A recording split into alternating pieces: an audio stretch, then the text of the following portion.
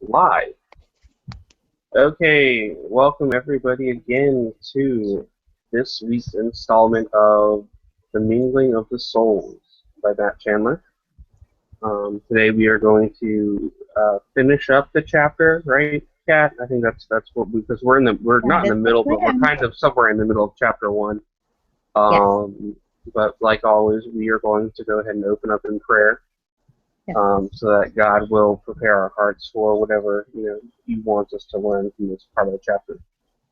hmm Heavenly Father, we thank you that we can come to you as humble servants as we sit on this day, which marks our celebration of the momentous occasion of what happened on the cross. I pray that we will just honestly be humbled by its reality. That in a single moment in history, you deemed it necessary to save us, the unworthy.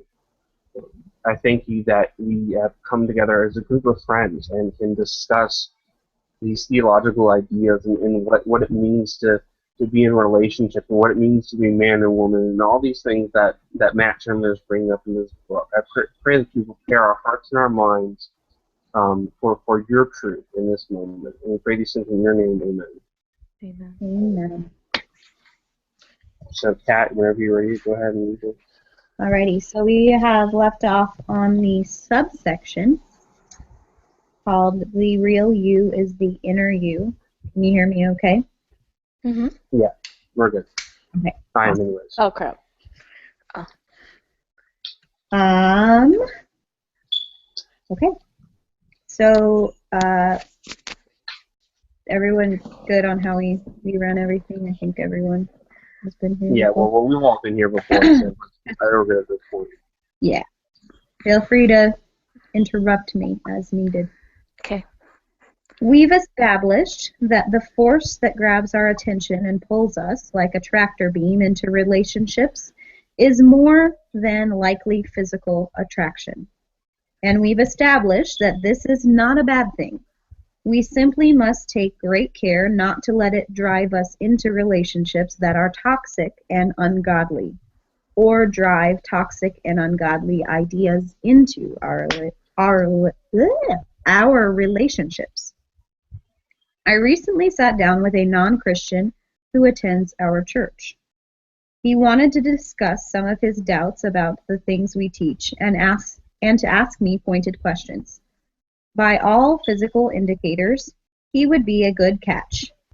He is in his mid-20s, single, handsome, attends church regularly, and is quite wealthy. During our conversation, he told me that one of the reasons he attends our church is because the type of woman he wants to marry can't be found in the clubs he frequents. He wants to marry a church girl.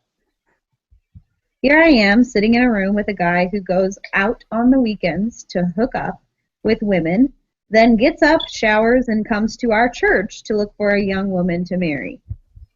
I felt my heart getting angrier and angrier the more we talked, and I informed him that he couldn't hunt at the village. The world is filled with men and women who have a veneer of relational health and godliness, but underneath are driven by selfishness, lust, and the need for control. That's why the second line of dialogue in the Song of Songs is so important. The woman liked looking at Solomon, but she knew something else too. Your anointing oils are fragrant. Your name is oil poured out. Therefore virgins love you. Not only was Solomon handsome, but he was also known to have great character. He was upright and wise. The word on the street was that he was a good man, a godly man. The other women didn't think he was a dog. He wasn't known as lazy or incompetent. He hadn't played around with the hearts and minds of other women. His name was like oil poured out, like an offering, in other words. When people heard Solomon's name, it went down smooth. It was pleasing, fragrant. I think it's interesting that he brings this up because I think a lot of people don't take into account the value of how you act, and what the true character of who you are. And I think that just as the word is it That's major, yes. the other women didn't think he was a dog, so it's like he not only is this person that likes him recognizes this, but she also recognizes that other people are See like him. it. So it's not just Mm-hmm. being blinded by this attraction. There is something deeper, something more significant in how he acts. And I think that's a valid and valuable point to think about when going into a relationship and looking for different people and so on and so forth. Well, and I also think that it's important to understand or be aware of for yourself as well in terms of how other people see and perceive you Mm-hmm. is Yes. important. And one, yeah. Not only in terms of being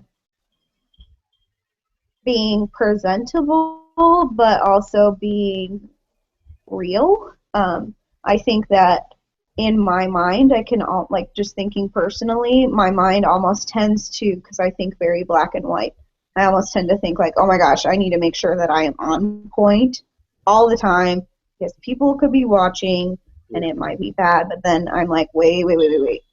Like, it's okay. Like, I need to just be who I am and deal with things how I would deal with things. And whoever is meant to be with me will see and appreciate that. And my friends and my people around me will know me for who I am and they will represent me Mm-hmm. for who I am. So just being true to myself in the best way that I can.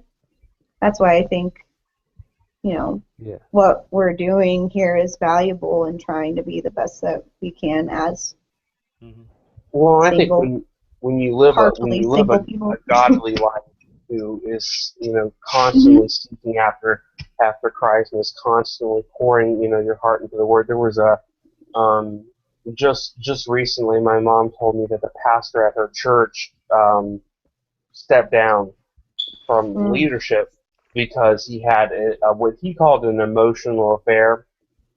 Um, and it's really heartbreaking because I know this man and he seemed like a really good guy, but I mean I guess the question that me and mom were really kind of going back and forth about was how can someone who's in this position do this? And I think the biggest thing is was he pouring the Bible into his life enough?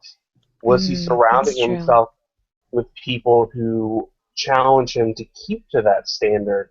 What are the steps that it takes to get to this point? Because the Bible is clear that we should live above reproach. So it's not even that we shouldn't do it, but we shouldn't even look like we're doing it. Yeah. Right.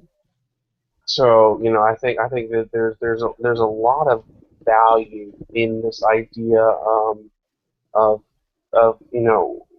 when somebody says your name, what is the first thing that comes to mind? Mhm. Is it somebody who is whiny? Is it somebody who's angry all the time? Is it somebody who's slothful? Or is it somebody who's a friend, who is devoted to people, who's devoted to God? And in Yeah. those things, I hope and I pray that when people mention my name, those are the things they think about. They don't think about, unfortunately, nobody's perfect. Everybody's made mistakes. But I pray that I will not be known by my downfalls, but by the fact that I'm a humble servant of our Lord, Jesus Christ. Sure. But it's solid. Uh, that's all I have to say. Yeah. I agree. I agree too. I can't even add anything to what you said, Stephen. Mhm. Okay. Mhm. Now we are going deeper than the surface. Am I on the right thing? Yeah, I am. Yeah, Okay. you're right. You're good. What is Whoa, hold on. Technology freaking out. Okay, here we go. What good is it in the eyes of the Lord, whose estimation matters most, if we look great, but our reputations are lousy? Only one of those things will last. Therefore, our physical attraction should always be held in check by the character of the person to whom we are attracted. Yes. In Proverbs, yeah, I like that. In Proverbs, we find valuable instructions given to King Lemuel, I don't know, by his I think mother. that's right. As king, Lemuel could have had his pick of the finest beauties in the land, but his mother's reminder was wise. An excellent wife who can find. She is far more precious than jewels. This translation actually does not do justice fully to the verse. The NET Bible reads, "Who can find a wife of noble character? For her value is far more than rubies." In the translation of noble character, it is the same word used in Ruth to describe her as a woman of valor. I think about Now we are... about Delilah in this moment. Samson was captivated by her beauty, but as we know, she was a poisonous snake. And I think, it's so important to take, the thing that comes back to mind, and one of the sermons that I want to preach to these kids comes from the later part of 1 Samuel. And Samuel is going to look for the next king of Israel, and he goes, and Jesse brings all his sons, and he goes to the first son. He's like, this has got to be the guy. He's good looking, he's handsome, people like him. And God's like, no. And he does, a couple different guys, and God goes to Samuel, Samuel, man looks at the outward appearance, but God looks at the heart. And I think if we don't take into account what he's talking about here, which is measuring people up against what the Bible says, then chances are we're going to end up in a trap, and we're going to be laying with a spider, because it's just this poisonous thing that's going to be happening in our life. Yeah.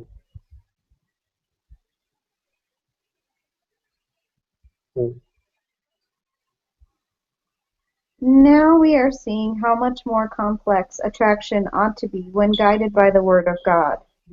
Physical attraction is good, but only outwardly important.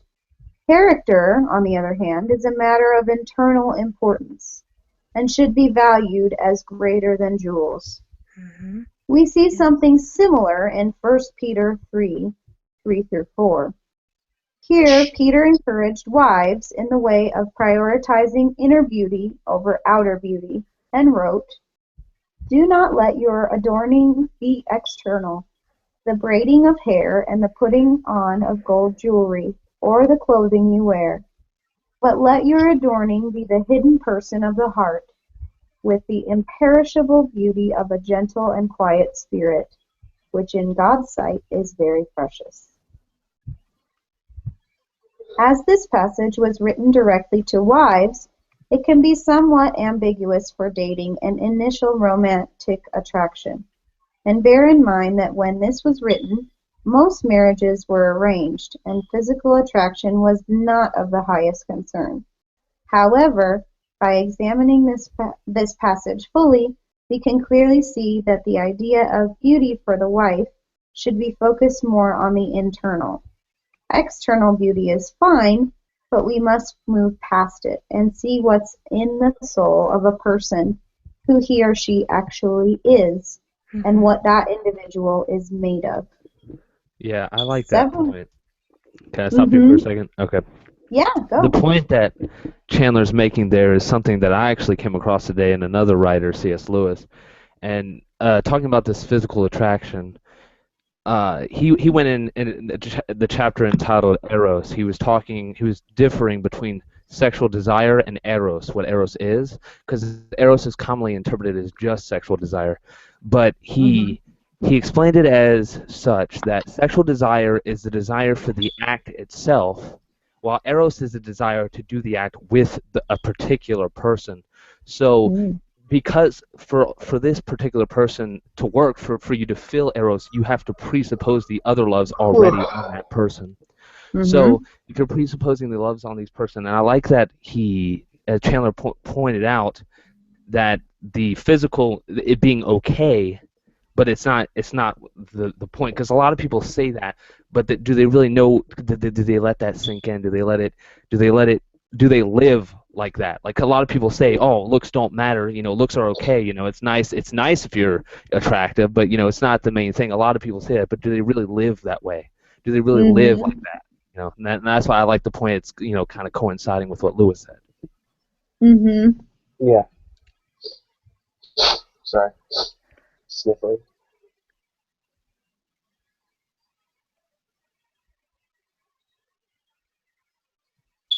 Oh no. Yeah. Well, and I think that goes along, like, sort of secondarily, but also like with ladies as well, like on the path of modesty. Also, like, we don't have to be like putting it all out there, so to speak, in order to be attractive or considered beautiful, if that makes any sense. Mm. I think that's kind of what that passage is saying in 1 Peter.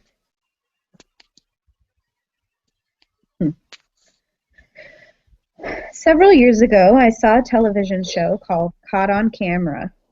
It featured clips of people being secretly filmed doing all manner of horrific things, precisely because they thought they were alone.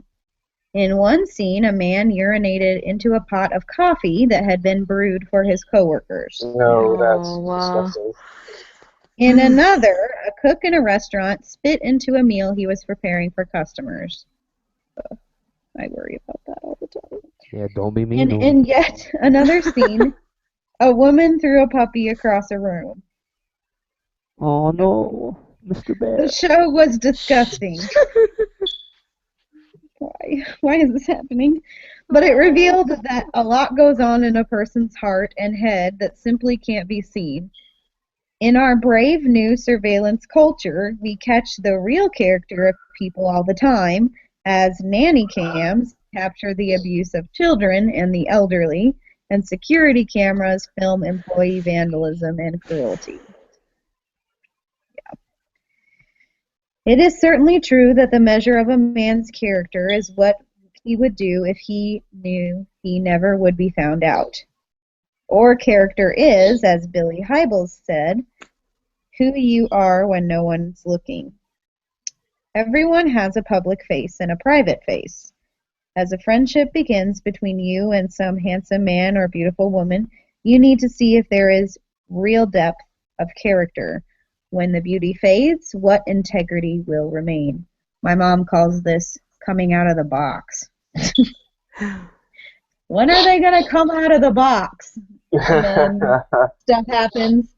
Okay, they came out of the box. Yeah. She goes, they always come out of the box, don't they? They always yes, do. Mom, they Yes. do. And I pick winners every time. We can always adjust our outer appearance. Our culture has advanced in the ways of makeup and hairstyles and beauty products, but we've also added cosmetic surgery, health food culture, and fitness programs bordering on cults. We don't all look great, but we can all look a little better with a little work. But the inner us, that will come out. We can't hide it forever. In times of intimacy, in times of stress, in times of struggle, there's no putting makeup on a terrible personality. Mm-hmm. Isn't that the truth? I like that. I like that one. Mhm. Quote Chandler on that one. Yep. There's no cosmetic surgery for poverty of character. Woo, that's a good Yep. one. Indeed. You can't hide that inner you. It's the real you. Physical attraction, then, is not a substitute for knowing somebody, for being in a relationship with him or her. And this is why relationships built on physical attraction never last and tend to be superficial, self-absorbed, and legalistic. Abraham Lincoln once said, "Character was like a tree, and reputation like its shadow. The shadow is what we think of it. The tree was the real thing." Sorry, the shadow is what we think of it. The tree was the real thing. Hold on, I want to read that again. Character was like a tree, and reputation like its shadow. The shadow is what we think of it. The tree was the real thing. I don't get it. It's kind of, I think maybe it's an editorial error. It sounds a little poorly worded, but I get what it means. That the shadow doesn't always look like the actual thing, depending on Got it. the light distance. Yeah, that kind of. Okay. Yeah, that makes sense. Well, no, that's a real quote that's a direct quote by Lincoln. There's a Lincoln Well, quote that Lincoln you could poorly say. worded. Probably. I said poorly worded. Poorly worded. Yeah, I know. That's what I'm I think saying. Like, I get what it little means, karma but for that the one. words are weird. I'm Yeah, it's reading it right, aren't I? Think of his time, though. Maybe think of his time. Like, English wasn't what it is today back then. So. Okay, well, whatever. The first way we can look to see if the person we're attracted to has solid character is by evaluating his or her reputation. What do people say about her? Is he known for his godliness? Remember that church attendance doesn't always equal godliness. Amen. There are a lot of neat Christian boys and girls, but far few godly men and women. Oh, I love that, Chandler. Proverbs 22:1 says, "A good name is to be chosen rather than great riches." Reputation is the shadow of a person's character. If a person's reputation is poor, more than likely so is his or her character. Ooh. That's why it's important to know how a person interacts with other people. Yeah. Yeah. There's a certain person in mind here, but I What do you won't. think about, like, my mom always says, how does she asked me, when people see you interacting with your sister, that's how they're going to see you interacting with other women, or, interacting with me. And so when I look at somebody, especially for a potential mate, I look at how they interact with their brothers or with their father, and then I can be like, okay, well, I see, kind of what this, their character comes out in their normal everyday actions with those people. Right. It's good stuff. It's true. Definitely. Let reputation be one of the green or red lights that leads you toward or away from a person you're considering dating. Solomon's reputation, the shadow cast by his character, was so celebrated that the people watching his romance blossoming in the Song of Songs celebrated it. They were pleased by it. "We will exult and rejoice in you. We will extol your love more than wine. Rightly do they love you." What do you look for in a person's reputation? Is it enough to see that people are impressed? What if he or she is merely a flatterer or simply rich or powerful? No one sees that in me. Rich. Yeah. It's the #1 word people say when they think of Teachers don't get that. What are some marks not just of impressive character, but of godly character? For these, we have to look counter to the ways of our culture once again. Always. What the Bible lays out as the marks of godly character are so often diametrically opposed to the expectations and celebrations of the world. Isn't that the truth? And one of the first aspects of the Song of Solomon presents as commendable for a romantic relationship is one of the most despised by our broken culture. And the next subheading is submission to authority. Oh, Yeah. it's gonna be Nadia's favorite. Nadia's favorite? It's gonna be your favorite. Yeah, me too. But I think Nadia will appreciate it. Okay, well let's get right down to it, Miss Nadia. We had a conversation about this the other day, how Yes, we have we to did. submit to our bosses, even if Yeah. we don't like them or I got- how they Oh. handle things. Yeah, Yeah. okay, Nadia. I Okay, am right Nadia. there with I am right there. Yeah. Okay. I have zero respect for my boss right now. I hope she doesn't. I hope she's not one of the 5 viewers and sees this. My boss is a man, and I can Or guarantee he. you he's not. What he could be a Matt Chandler fan. You don't know. Not at all. No. He's living in happy, fluffy, new age land. Oh.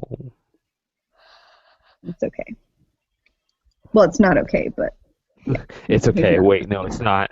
We no, it's understand. not okay. But he's definitely not listening. So here we go. Stephen, are you live? I'm here. I'm listening. Okay. Submission to authority. Is there any arguing that in our world there is an abominably low view of authority and submission? Yes. Okay, go ahead and argue it. Go, Tony. No, I'm just gonna say, yeah, I agree. Oh, It was more of a yes of I absolutely agree with this statement. got Hashtag that Amen. total depravity. Hashtag Hashtag that that total depravity. Yes. Hashtag cheating tea in the tulip. Okay. Hashtag that tulip.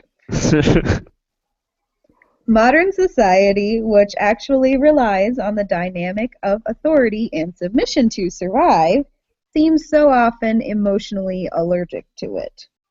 The air we breathe is this. No one tells me what to do. I do what I want to do. No one is the boss of me. That's the attitude I have. I basically have said that 100 times this week. Hey, Oops. but God says it too in the Psalms. He's like, the God is in the heavens. He does whatever he pleases. That's basically saying I do what I want. But he's God. He Yeah. can Yeah, do God- whatever he wants. But God like is I'm saying, like Only that- person that that can legitimately mindset say that. is in the like I honestly we don't have the right to say it, but like it's not inherently bad because he can say it. But that's only because there's nothing in authority over him.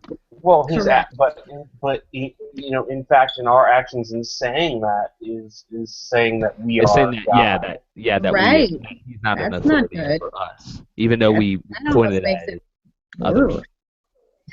Like Okay. people usually say it to their parents or their bosses, like I do what I want. You can't tell me what to do. You ain't my You're boss. not my daddy. You're not the boss of me. Yeah, like even if you were, I wouldn't. I still won't obey you. Okay, here we go. Every generation's pop music has become increasingly anti-authoritarian. That's true. That's true. Anti-authoritarian. You could, of course, say that rock and roll music itself subsists on a spirit of rebellion. Okay. I love rock and roll. I like that song. No one went in that direction but you, Tony. Yeah, Yep. I went in the Joan Jett direction. Good job. One example, because we didn't know what rock and roll music was until you. Yeah. I'm just Yeah, clarifying right. for the audience. That's what rock and roll music is. That song right there. Mhm. You One can claim example comes from the most influential rock band of all time, the that Beatles. AC/DC. What? No. It's the AC/DC. Beatles. No. No, the Beatles ain't even. I wouldn't even class maybe old rock, but like no. Oh, they're classic rock. Yes. Yeah. Okay. Let's argue right now about what rock truly is, because No. that's a whole The different Beatles story. are not it. Okay. That is Like, one thing I won't He did argue. not say. He didn't say classic rock. Come on, Matt. He said rock and roll. When people think rock and roll, and the issue, like back when rock and roll was the devil, was the Beatles. I think AC/DC. Like when I think rock, like that's who I think of first. Like Highway to Hell. Like I think of that. You know, like, cause like think about like all the preachers that preach against that. Like, oh yeah, they are on their highway to hell. You know, like something like that. You sound like an Yeah. Armenian preacher just now. Yeah. You know what? They on the highway to hell. Girl. Amen, brother. Let me get my Okay. handkerchief and wipe the swipe off. Go ahead. You can continue, Kat. You're good to go. I think Okay, you know I'm before. just making sure. I'm Come good on. now. Come The on, back. Beatles, who characterized the need to change the world with their song Revolution, the Beatles' leading cultural revolutionary, John Lennon, gave the world a song called Imagine. It's a very... All the people. Okay. Good Thank song. you. It's great song. Totally good. You guys both started singing at the same Yeah. time. Imagine there's a heaven, Wonderful. man. Thank you. It's a very pretty song, if you actually listen to the song instead of them singing it. Hey. But the... Whoa. Whoa. Whoa. That's that's against boxing rules. You can't hit below the belt. You can't hit below Sorry. the bells. Okay. But the whole thing about it, the whole thing is how the world might benefit if there was no religion, no government, no borders, no hell, no heaven, nothing but... Be like the movie The There has- Purge. Right. I will never watch that. Scary. There has Scary. probably... Seriously. Terrifying. I don't watch scary. Scary. There has probably never been another song so simultaneously high-minded and low intellect. Low intellect, huh? Yeah. Come But on, it babe. struck a resonant Uh-huh. chord with those coming out of the Whoa. countercultural 60s and 70s. Somebody likes my reading. Yeah, but Barry is getting excited. I had to take him for a walk. He's freaking out. He Yeah. saw another dog. He saw a beagle. Uh-oh. He thinks he's a big dog. Sorry. Eagle sighting. He's initially attracted. Yeah? Okay. He's been listening to Mingling of Souls and then saw another dog. He wanted to practice. No, he just thinks he's a big dog, so he sees other dogs and he wants to fight them. You want to go? You want to go, bro? Well, we're not Go going ahead, anywhere. Caitlin. Go, Caitlin. I'm sorry. The 80s gave us Authority Song by John Mellencamp. I fight authority, Mellencamp sings, and authority always wins. I would sing it, but I don't know the song. He goes on to say, well, I've always been doing it since I was a young kid, and I always come out grinning. What? Some 80s Basically, he was a rebel since he was young, and he smiles about it, but that's stupid. So. Yep. I'm Congrats. happy that I don't follow any authority. I guess. The philosophy of anti-authority is so pervasive that it has driven major movements in arts and entertainment, politics, and culture. The most recent cultural example is probably what the media have dubbed the Occupy movement, which is predicted... Oh, my phone. Which is predicted on the idea that the few people who are said to own 99% of the wealth in the West need to be divested of all their ill-gotten gains. But the sentiment runs so much deeper than wealth, inequality, or social status. Each of us, deep down in our hearts, has an anti-authoritarian streak a mile wide. And the idea of submission makes us nervous, fearful, stubborn, and even angry. Of course, this resistance to the idea of authority and submission is totally informed by the reality that many people throughout the ages have abused their positions of authority. When a sinner is in charge, his leadership is influenced by sin. His sin, sorry. There are no exceptions to this. And while For sure. many virtuous leaders, by God's grace, have employed their authority in honorable ways, none of them have done so perfectly. For the rest, however, the abuses of authority, toxic leadership, dictatorial excesses, and exploitation of power have complicated and soured the general culture of authority and submission that the Bible establishes as an inherently good system. It's good for government, good for church, good for the home. But when those in authority abuse their authority, those in submission suffer, and it makes submission more and more a scary prospect. I agree with that 100%. Yes, Submission is scary. it is. We should say without hesitation that when a person exalts himself or herself beyond all authority and tradition, he or she is walking outside of God's design. Authority is not bad. Abuse of authority is bad. God gave us institutions and authorities to help shape us and protect us. So we have to ask, as we consider a member of the opposite sex for a romantic relationship, what is his reputation as it pertains to authority and submission? Is she glad in submission to any authorities over her? Has he placed himself under the authority of a local church? Is she in covenant with other church members? Does he submit to his pastors? How does she treat older men and women? Look to see if your prospective significant other is his own authority. See if she bristles or blossoms under proper authority. If you can't tell, or if it doesn't seem as though he has any authority at all, I would pump the brake on the relationship. A woman who is functionally her own God won't have the ability to hear from others about blind spots and errors in her life. A man who cannot gladly submit to his leaders likely cannot be expected to exercise a humble authority in his home. A woman who rebels against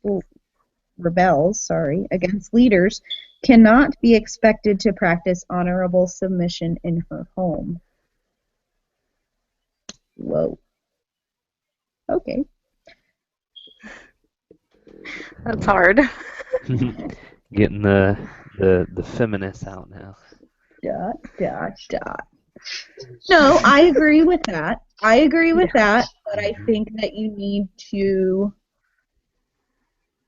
look at each situation carefully. Yeah, I would agree that it's situational because Well, I think that's what he means by he says can't be expected. yeah, Like- because he said like something about authority, like if you don't have an authority on the church, well, not everyone. There's a lot of people, and he's preached on this before about the de-church people that are Christians but they don't go to church because they see the corruption in a lot of these churches. That's And, a rough thing to say, though. Yeah, but what I'm saying is like there's a lot of people who are not quite in the church even though they should be, and so Yes. just because you don't have a church authority, I don't think that automatically makes you this rebellious person because there's people who are constantly looking for churches and still submitting to the authority of the Bible, the authority of God Himself, and such. I think like that. that's why it's the expectation. Is he's trying to push that you can't expect someone who does that to do that. Right. Like somebody who I rebels. would say someone who actively rebels against pastors. Yeah, I can see that. Yes. You can't expect him to be that way in other, to not be that way in other places. Now that may not be the case, but I think that's why he's talking in expectation as opposed to, solid reality. Right. Yeah, Well, and it's then unwise. also, like, I don't know, just thinking about, like, my job situation in terms of, like, being unhappy with my boss right now. I don't do everything that my boss asks me to do, which is entirely out of character for me. Yeah. Because Well, that's why looking at the whole picture is right, important. exactly. Because my boss is abusing his power and I don't agree with everything that he asks me to do, and I have reasons for not doing what I'm not doing. If it's not in the best interest of myself or my children, then I'm not going to do it. Just because he says to do it and he's my boss, I'm not going to do it. So Um, I don't want that to like paint me as some rebellious Rebellion. person, but You like that yeah, Thug Life cat on the video when he like knocks over the shot glass? the cat, yeah, Yeah. just sits there and all of a sudden, Like, no, don't do that. And he just looks at her and then he turns around and knocks it over. basically, yes, that is me. No, I've always followed all the rules. It's gonna be weird when I work somewhere else and have to follow the rules again. I'll have to follow rules. Learn a new set. Right? I know. So, yeah, I absolutely agree with that 100%, but also think that you have to look at the situation, which I think that that's what he's saying. He didn't. Obviously, like, someone, I'm totally using an extreme example here, someone like Hitler, okay, just because he's in charge doesn't necessarily mean that you have to listen to Don't him really need to because he's respect his authority. I get, abusing his power. He abuses his authority for sure. Also, you shouldn't marry Hitler. No. That would be a bad example of someone to marry. Did He was have married. a wife? Yeah, he had a wife. Yeah, you sure He did. was married. And I think like I'm pretty sure he also had kids as well. I And think then so. he said, I'm only married to Germany now. I think he said something like that after she died or something. Realistically, he probably was always only married to Germany, but Not Right. even that. Like he's married to himself. Yeah. He Yeah. viewed himself so highly. dictatorship is pride incarnate. Yes. A little off topic, but Just a little bit, but It's okay. Hitler's bad, guys. Okay. Okay. Anything else? No? how about, Dad Okay. total depravity. oh, Okay, done. it's coming from I thought I heard fireworks or something else. You're my fire. Continuing in Song of Solomon, chapter 1. Oh, here's a kitty. Hi, honey. Sorry. Oh, She AD, finally not acknowledged AD. my No. existence. Bella just Oh, gets now Now she's just gone. visit. Now she's gone. Oh, That's I a got cat 3 for you. seconds. She's like, oh no. You're 3 talking seconds. to others. Right? Rude! Bye. Yep.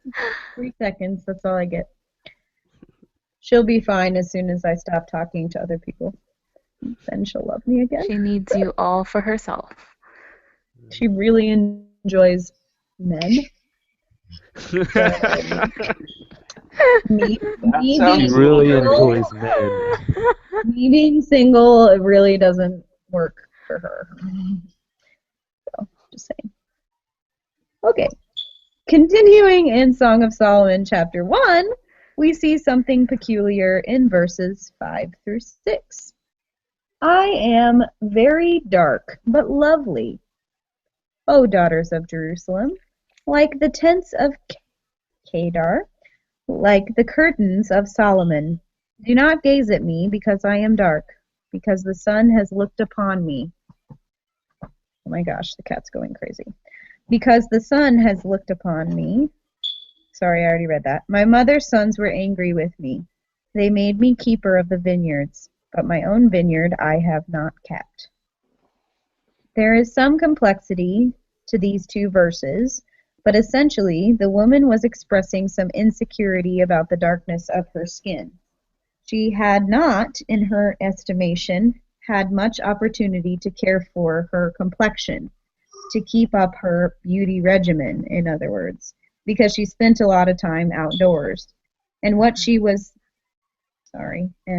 was she doing? Tending to the family business, apparently.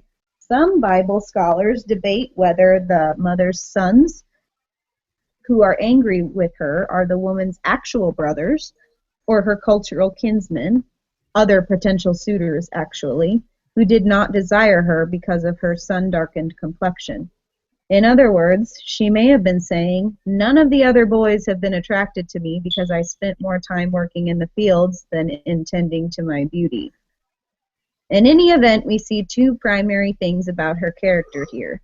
She was a hard worker, submitting herself to the needs of her family above the desires of vanity, and she had a humble insecurity about her appearance. She was not vain.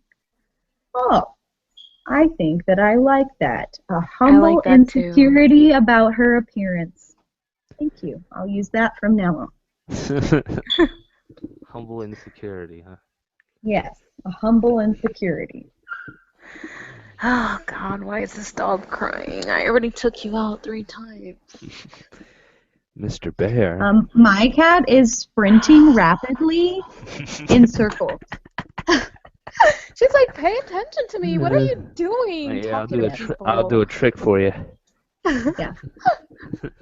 Honey, what do you need? She wants food. Would you like to say hello? Come here. Does she meow like my cat does? Come Oh, yeah, she here. does. I heard it. Come here. Say hi. Ow. Good Yeah. girl. Aw, She's meowing. My cat meows so much. so cute. You're so sweet. I love you. Yeah. Good baby. Okay, You mommy gotta has to get a read. cat. Go away. Okay. Mama done. has to read. Go away. Oh, she's rubbing her face on the computer. That means she loves you guys. Aw. Yay. Please don't lay on my new Bible. Or it just means she has a really itchy face. So that No. may- Well, they do it. They You may rub their not walk stuff, on my their new scent on Bible, you. honey. It's the kind of like they're saying they own it. Yeah, so Yeah. you don't Computer's actually own mine. your computer anymore right now. Yeah, it's how cats mark their territory. They rub their scent on stuff. Which is what I think it's funny when they rub up against humans. It's more like I'm claiming you. Yeah, it's not like like no, you're I'm not mine. being affectionate. I'm just saying you're my No. human. I don't own her. She owns me. That's what it is. That's how it does works. to me. That's how Right. cats deal. I am not her owner. She owns me. She picked me. Okay. She is trying to mess up my Bible, and I might have to get mad. Bella, go Here get we go. Edward or Jacob. Stop. No, she definitely is Team Jacob. She likes boys. Cute ones. Don't you, honey? Good girl. Okay. Commitment. Oh, great. My favorite subject. Commitment or lack thereof. Okay. Yeah, One of the many things that's I not the noticed title. when I was... Sorry. Just Just in case you're not actually reading the Yeah. book. It's not a misprint in your edition. It's just it's her addition to the I words. made the Caitlin version. Okay. Commitment. One of the Oh crap. One of the things I noticed when I was in college ministry was the large group of students who wouldn't commit to anything. A college major, a gym, a church, a place to live, a group of friends. The only thing they seemed committed to was being non-committal. Fight the power. Lovely. I was never like this. Maybe that's my problem. Every semester, the talk would turn to another school they might transfer to, a new major they were going to try out, or a new part-time job they were interested in. Because, their current one was lame. This group was always holding out for something better and didn't want to miss out on anything that might be happening somewhere else. They were unstable, and this instability cost them the joy of knowing and being known. In Song of Solomon 1:7, we read this: "Tell me, you whom my soul loves, where you pasture your flock, where you make it lie down at noon." The woman is equating love from the soul with a commitment to her partner's presence. Wherever he is pasturing his flock, wherever he is providing a place of rest and nourishment and provision, that's where she wants to be. There is an indication here of the desire to commit. Obviously, when you are first attracted to someone, you don't make inappropriate commitments. But you do want to see before you pursue someone in a potentially romantic way if he or she is inclined toward commitment. The woman in this song wants to commit to her suitor's pasture. For her, the grass is not always greener on the other side of the fence. As you consider the person you are physically attracted to, look for evidence of commitment in his or her life. Has he joined and become committed to a local church? Does she have a deepening relationship with a group of friends? How is his relationship with his family? I think that church membership is a huge consideration, precisely because there is no such thing as a perfect church. And in our day and age in the West, we have so many options to choose from. Churches are full of sinners, so there will always be some messiness in a church. Churches are like families that way. So when a person stays in a church for a long period of time, there is evidence that she has been able to see that everything's not perfect, but she nevertheless said, I'm going to stay. I'm going to try to make this work. My commitment is more important than my desire to run away. Okay, so quick thought on that. What if the church you're attending is, I mean, ideally you want to find a church that you agree with on some level, but like for me, I don't think I will be joining this church that I'm going to now in membership, mostly because they're starkly Arminian, and that causes a problem, but because truly I'm there for the kids and the youth group and helping them out. But like, does that mean that I have commitment issues? No, I wouldn't say so, because I'm still sticking it out because I realize that that's one of those things you just have to be careful with. I think it's like another one of those things you have to look at the situation and find out what is really going on. I agree. I think again, it's not always a black or white issue. Yeah. I think it comes down to looking at the bigger picture. Mm-hmm.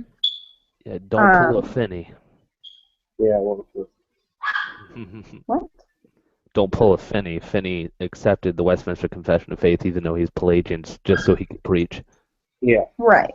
Which is bad. Well, and like, the plans like for your future might change. It would be irresponsible to become a member of a church when you Could be moving halfway across the right, world. exactly.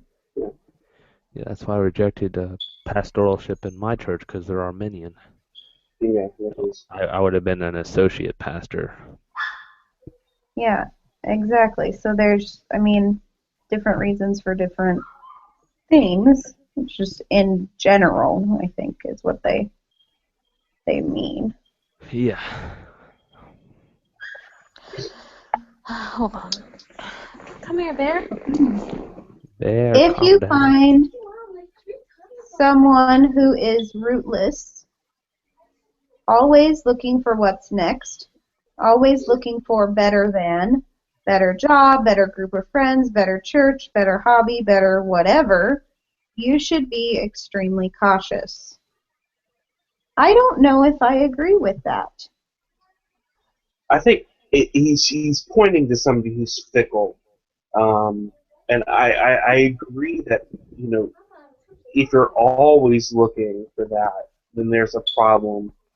Because he's right to a degree. You're never going to find the perfect group of friends, the perfect church, and Of the course perfect you're gonna take my spot, right? this and the perfect that. And I think what he's trying to point to is that if you change friends and change churches like you breathe air, then there's problems in that. Every few days. Yeah, and that's Right. I know people who are church hoppers, and I know people who basically Church hoppers. Yeah. are good friends with people, and then they basically dump those friends because they supposedly found a better group of friends, and that's just not That's not wrong. consistent Cool. character. Yeah, that's not consistent character. I agree with that. I guess, I don't know. I'm thinking about like my philosophy of teaching, which is I do the best I can, and if I learn about something that sounds better, then I try that. Well, how often though? Does your Like, do you methodology change take time to study to make sure it really is, or do you just Yes. willy-nilly flip? Yeah, Well, that's No. That's I not take what he's time talking to study about. it.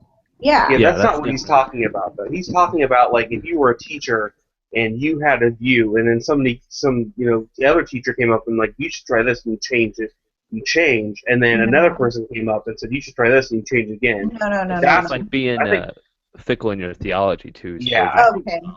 that's what he's talking about. A tree can't grow if you keep replanting it elsewhere. Yeah. Okay. Because I kind of try to do that with my life too. Like if something's not working, then I'm like, okay, Yeah. this And he isn't talks- working. Mhm. He talks about that in his next section here. Okay. You've already read ahead? Well, I was looking at some Reading ahead, huh, Stephen? Yeah, I do that sometimes, because sometimes I realize that I say something, and then Matt Chandler Yeah, goes I and know, covers they it the always very do that. next. It's That always could have happens. waited, and he would have covered it. Yeah. Could have figured it out. What you're looking for is a deep rootedness, or at least a deep capacity for rootedness. Obviously, among young adults, there is much in that is in transition in relation to school and jobs and so on. But despite the transient nature of that particular stage of life, are there signs of deep commitment? If there is no evidence of commitment in his or her life, I would caution you to move very slowly into any kind of serious relationship. I agree with that. Haven't ever done that, but I agree with that. Can't find anyone like that.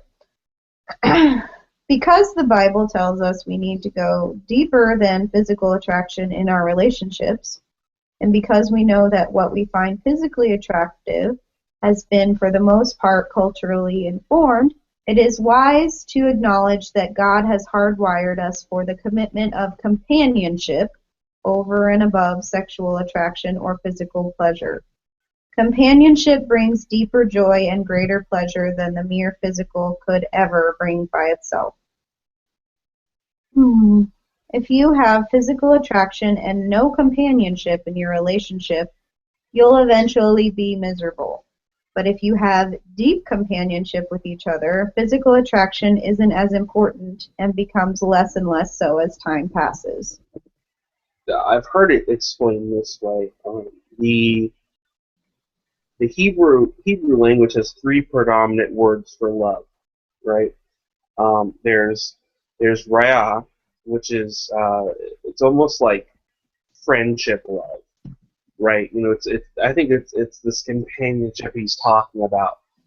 Then there's ahava, which is I see your faults and I know you have problems, but I love you all the same. And then there's dode, which is the physical side of love. And the person that talked about it mentioned this kind of three-pronged reality to what love should be, that there should be companionship, that there should be this deeper love to it, but there should also be this, it's kind of a, like, I like how he does it this way. He wants you to see that it's multifaceted, that you can't just have one and not the other, which is pretty good. Yeah. In the movie Castaway, we see a stark depiction of a person's innate hunger for companionship. The main character, Chuck Noland, is involved in a plane crash. He survives, but ends up stranded on a deserted island. As his loneliness wears on him, Chuck finds a volleyball that floated ashore, draws a face on it, and has conversations with it over the course of his time on the island. After a number of years in isolation and a failed suicide attempt, Chuck builds a raft to try to get off the island. Following his successful launch, he encounters and overcomes a great storm. The next day, once the waters had calmed, his constant companion, Wilson, the volleyball, falls off the raft. In perhaps the most powerful scene of the movie, Chuck begins to weep uncontrollably because of the anguish of losing his only friend. Through this brief scene, director Robert Zemeckis laid bare the undeniable ache in every human heart for companionship. It is a beautifully powerful portrayal of a need which supersedes the mere desire for sexual gratification or attraction. It truly is not good that the man should be alone. Genesis 2:18.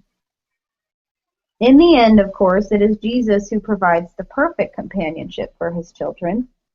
No longer do I call you servants, he said in John 15:15, but I have called you friends. Through him, we see that the commitment we make to our brothers and sisters in the church far outweighs even the good gifts of marriage and sexual fulfillment.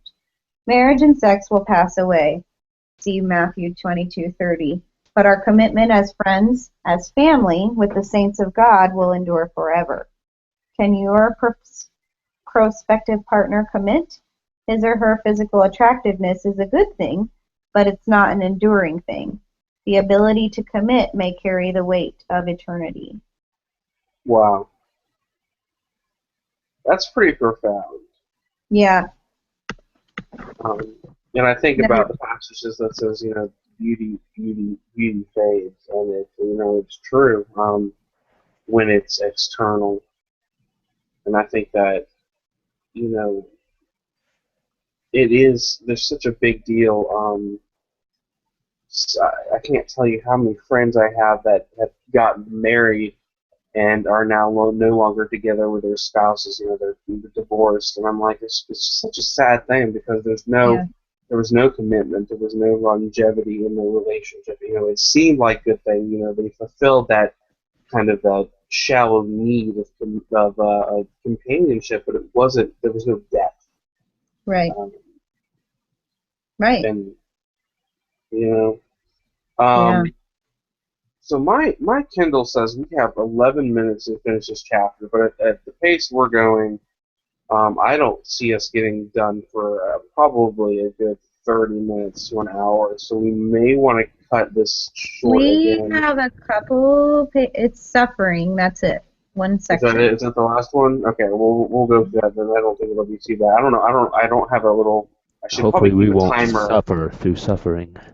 Yeah, I should probably keep a timer and to see how long we go, because I have so far I haven't really kept time, and usually we've been pretty good. But Yeah. go ahead, Kat. Okay. We'll continue on. Yeah. It's not too long.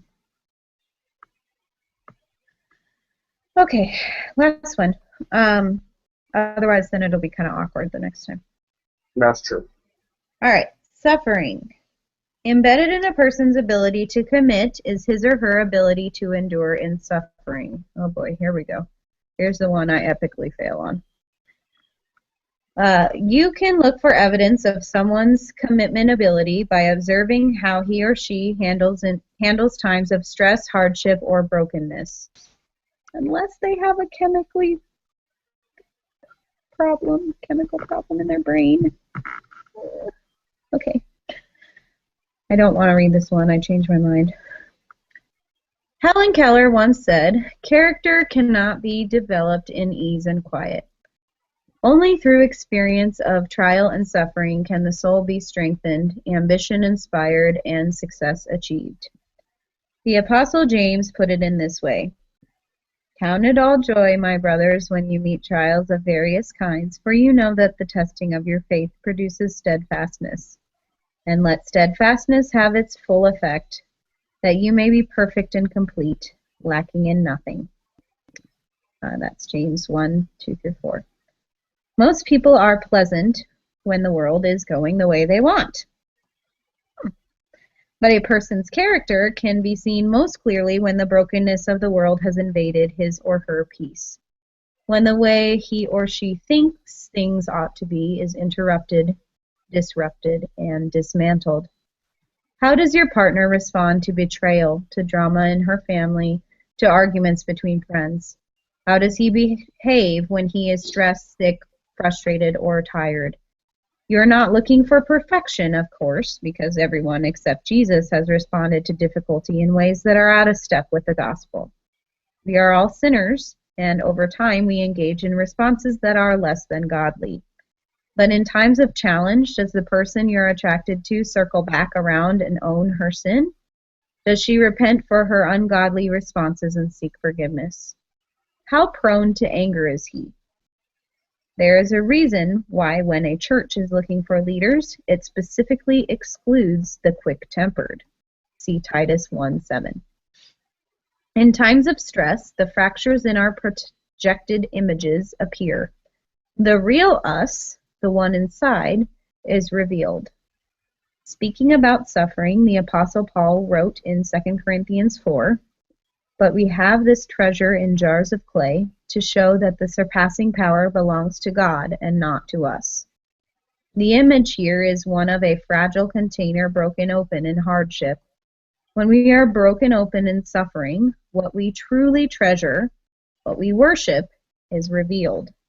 Paul continued, "We are afflicted in every way, but not crushed, perplexed, but not driven to despair, persecuted, but not forsaken, struck down, but not destroyed, always carrying in the body the death of Jesus, so that the life of Jesus may also be manifested in our bodies." That's verses 8 through 10. When the person you're attracted to goes through something difficult, it is evidence of her humanity if she is sad, stressed, or wounded.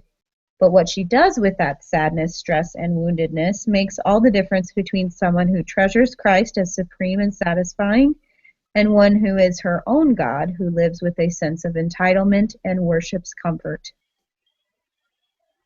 If you are seeking a romantic relationship, be wise and keep things with a prospective partner in the friend zone until you have seen how he handles the stress of a broken and fallen world.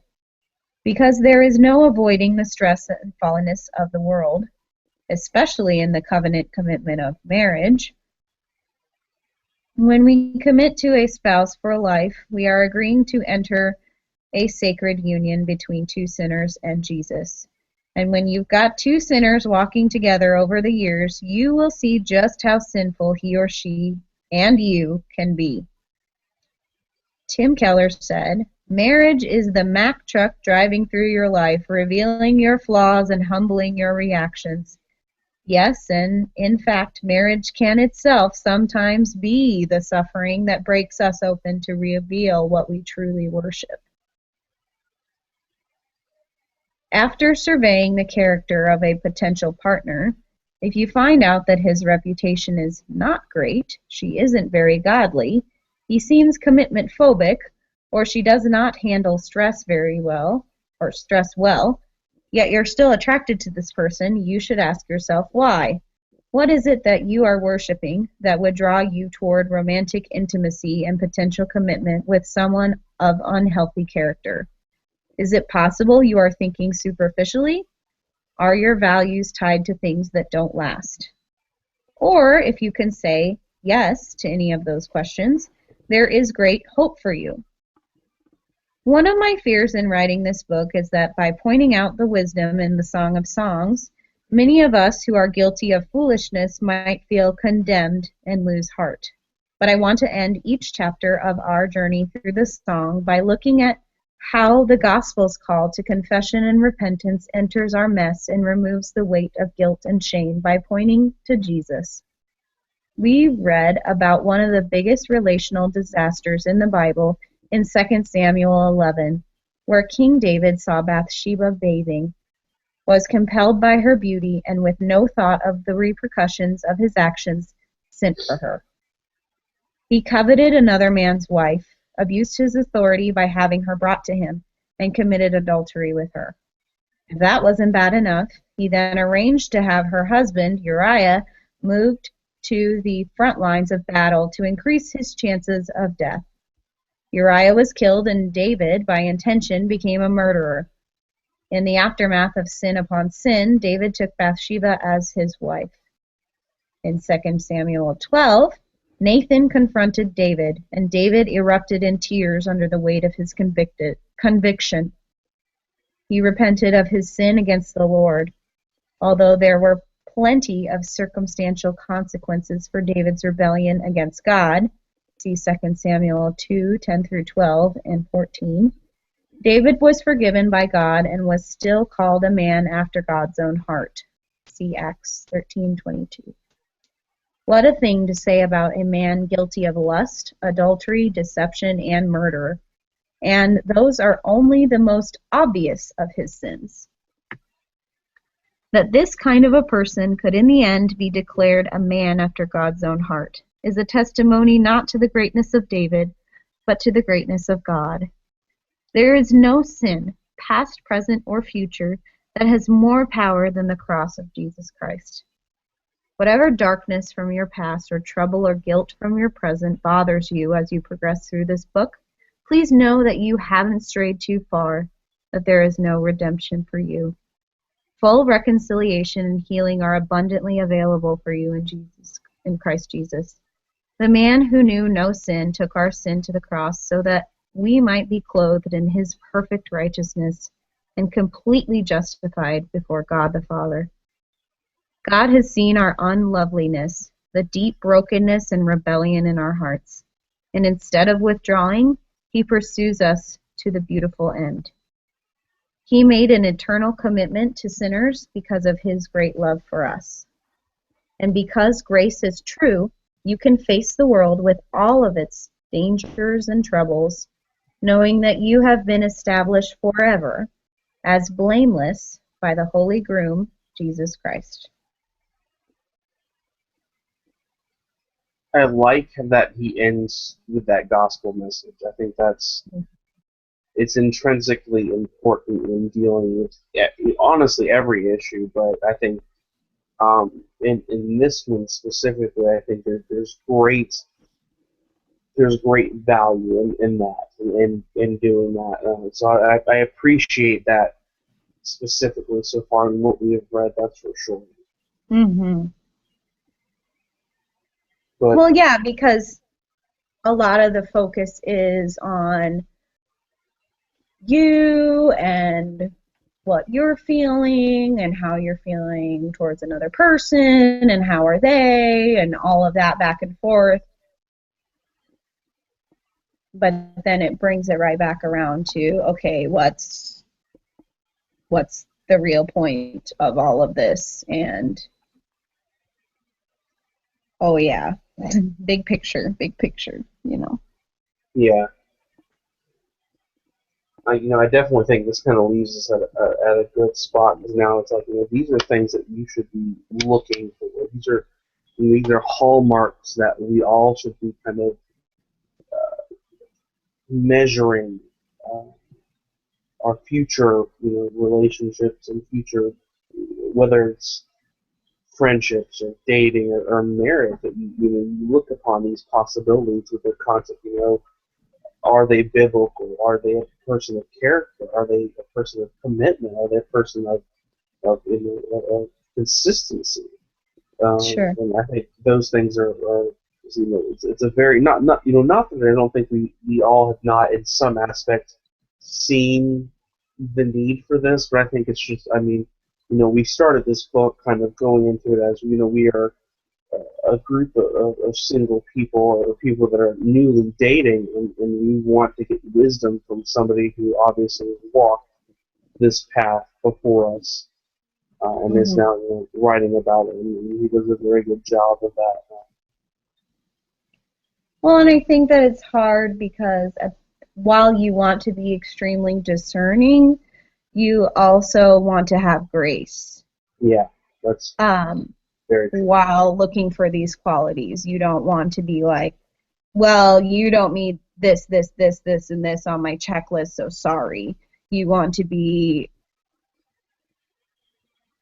holding those high standards, whatever you want to call them, but you also want to be graceful and Christ-like in terms of, what kinds of expectations or values you should be looking for, and what is acceptable and what is not acceptable, and what leads to a successful lifetime with somebody and what leads to problems. Unfortunately, from experience, I know some things that lead to problems, but I don't know all things that lead to problems. So I think it's good to, again, hear from somebody that has been there, done that successfully, as well as has met with a lot of people, I'm sure, that have either been unsuccessful or successful. Yeah. And also, again, keeping the focus on Christ and that being the center hold of everything. Yeah. And that's hard to do. I think that he hit it right on the money in terms of the companionship issue. I think that single people, and I know for me, like as the older I get, I'm like, like this is bad. Something's wrong. Hello. And I worry, like, the first person that comes along, I'm just going to be like, yep, okay, good enough, let's go, and make a mistake. So it's good to, kind of be aware that, okay, that's kind of a deep-seated desire within everyone, but we also can't let it get out of hand. Right. But to just be kind of aware of that, and also just to be told that that's normal. Yeah. Well, let's go ahead and we'll pray, and we'll close this up, and then we'll obviously all be meeting here next week. God willing. Well, chapter 2, which is in regards to dating. Which will be really good times as always. Let's go ahead and pray. Okay. Heavenly Father, how majestic you are. Our small, feeble human minds could not even grasp your majesty. We are constantly blown away by how great you are, and we thank you for that. As Matt Chandler mentioned at the end of the chapter, may we always be reminded that it is the cross that connects, that heals and binds, and should be the focus of our reality, whether it's in our own lives, whether it's in our relational life, or whether it's just in how we everything. I pray that the cross will be deeply seated within our hearts, that we can lean on its message, because without it we are nothing. We are feeble sinners, lost in our own pride. Heavenly Father, I pray that we will take this message to heart, that next time a potential suitor comes up, we will, like Caitlin said, we will not be overly critical, but we will be cautious, that we will measure them against the Word, not against human standards, because human standards are flawed, but against what the Word says. That we will look for commitment, and we will look for stability, and we will look for godliness and humbleness, and these things that you cherish, which we see in the Word. As we step out into next week, I pray that you will guide our hands, and that we will be able to not only take this message to our own heart, but help others around us with this same message. And I pray these things in your name. Amen. Amen. Okay, guys, again, we'll see you next week. And